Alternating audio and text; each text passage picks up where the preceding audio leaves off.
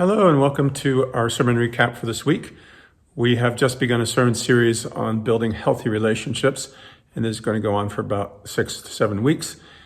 And of course, relationships are the things that matter the most to us. Relationship with our partner, relationship with ourselves, with our family, with our friends, our children, our co-workers, our relationship with the Lord. We'll be addressing all those things over this course of time. But this series of sermons is based on the Sermon on the Mount from the Gospel of Matthew, chapter 5. And this particular sermon began by talking about the Beatitudes, as they're known by. Blessed are the poor in spirit, and so forth. So each of those blessings actually describes an attitude that we can have. So this sermon is about evaluating where we are with these blessings. Where are we with these attitudes, and how do we handle them in our life? Are they part of us, or are they something we need to work on? And that word blessed is from a Greek word that means ridiculously happy. So it's interesting thinking about these. Blessed are the poor in spirit, for theirs is the kingdom of heaven. You think about that, well, that doesn't sound very blessed, does it, to be poor in spirit? But it doesn't mean to be depressed. It actually means to be humble. So that's the first quality, is do we have the quality of humility? Do we recognize that we need help in our relationships? The second one is blessed are those who mourn, for they shall be comforted.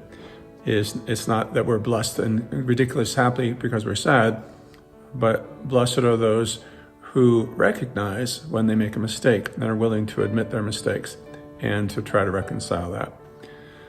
Blessed are the meek, because that word meek actually doesn't mean weak like it sounds like, but it means using our strength in a measured manner. So if you were prescribing drugs for an illness as a doctor, for example, you would do it in a very precise manner, because drugs are powerful, just like our emotions are powerful. And so we relate to other people in a measured manner. We don't explode all over them, that kind of thing.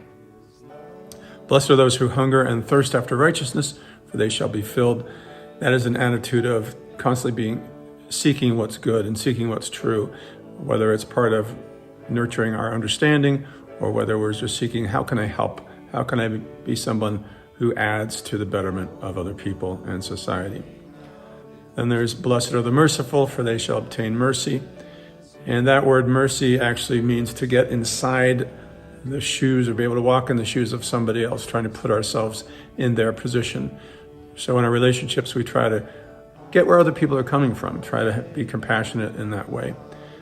And the next one is blessed are the pure in heart, for they shall see God. And that means the quality of always trying to work on our own regeneration, trying to purify our heart, our will, our loves, our desires. So are we doing our spiritual work?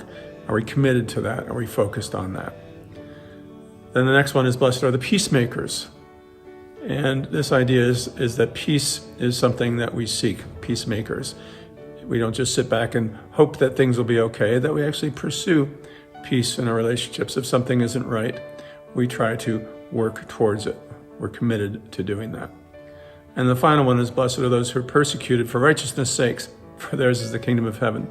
Blessed are you when they revile you and persecute you and say all manner of evil against you falsely. Now, of course, this one doesn't sound like much of a blessing, does it? But it's actually talking about blessed are we when we go through the spiritual work of temptation and trial, when we recognize that the work of growing spiritually is actually difficult and something that we have to work through the pain of it and discomfort of it to get to the other side. So that's what our sermon was based on this week. Hope that these reminders are helpful to you, and hope your relationships get better. Thanks.